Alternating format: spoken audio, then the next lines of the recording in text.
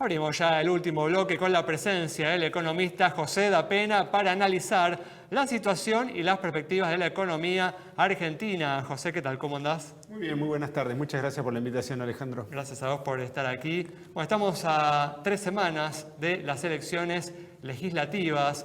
José, ¿crees que luego de los comicios va a haber un relanzamiento económico del gobierno o crees que todo va a seguir igual? Mira, hay un punto que es extremadamente importante. El año 2022 están los vencimientos del FMI, del crédito contraído con el FMI, y no están los dólares. O sea que sí o sí se tiene que llegar a un arreglo con el FMI. Y eso quizás eventualmente permita encauzar las variables de la macro. No digo no solucione. ¿Descartás una situación en la que no haya arreglo y podría haber un default en No, Argentina? ojo, que puede no haber arreglo también. O sea, justamente creo que el miedo que está presente, sobre todo cuando uno ve el mercado de bonos, los yields, es que es una probabilidad positiva de que no haya un arreglo. Por eso, no descartás por completo esa posibilidad. Claro, la pregunta es quién pierde más, si el FMI o Argentina. Y yo creo que en este caso, bueno, Argentina tiene un poco más para perder. Pero cuando analizás el horizonte temporal, Argentina tiene para perder durante 2 años, porque eventualmente después hay elecciones y puede venir. Entonces, ese es el tipo de juego que a veces está presente en estas negociaciones. Si no hay un arreglo, ¿quién pierde? Por eso vos crees que va a primar la razón en el gobierno y que finalmente van a terminar acordando. Argentina tiene la particularidad de ser una inversión de riesgo. ¿Y por qué es una inversión de riesgo? Porque es imprevisible. Entonces, como es imprevisible, no sabes. Es como, la vez pasada me estaban preguntando del Bitcoin. ¿Vale la pena? Ahora que estos días estuvo subiendo, podrían ponerle un precio máximo al Bitcoin. Esto lo mencionábamos a Bitcoin en el primer bloque, ¿viste? Sí.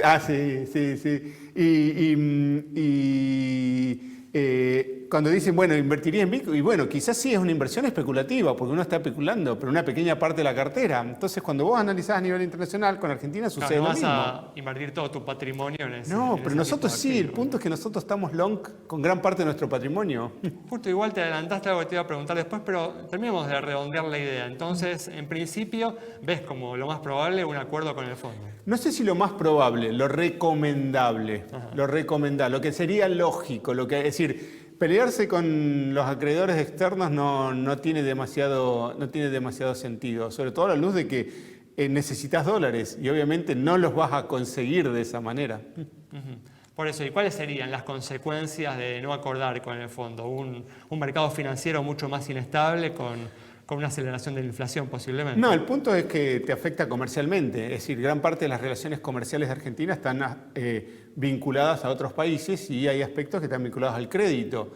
Entonces, más allá de que el Estado tenga su deuda soberana y deba, las empresas también tienen créditos, es decir, tienen que... Y entonces esa dificultad para poder mostrar voluntad de crédito, que lo muestra el soberano, puede trasladarse también a las empresas. Y una economía como la Argentina necesita el crédito externo. Quizás el Estado no lo logra, tiene restringido, pero las empresas necesitan también del crédito externo.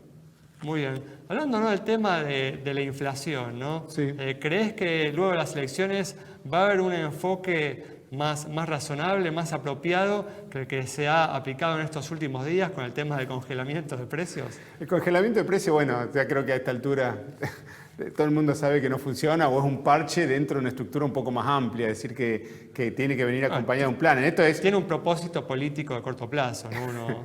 Acá, es decir, a esta altura se dio cuenta todo el mundo que esto es el 14 de noviembre y después vemos. Es decir, el 14 de noviembre y el 25 de diciembre, ¿no? Claro, exactamente. Entonces hay un tema que político y que recién se va a repetir en 2 años, que es cuando haya las elecciones generales.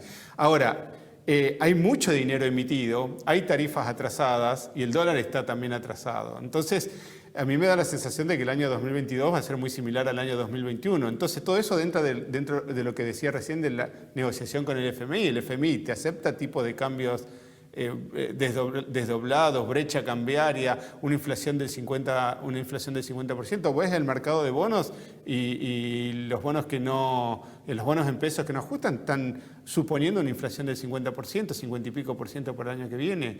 Entonces, ¿cómo empezás a resolver eso? Pero como alguna otra oportunidad lo hemos hablado en este mismo programa, yo creo que el desafío general es decir, todo eso se comienza a resolver con confianza.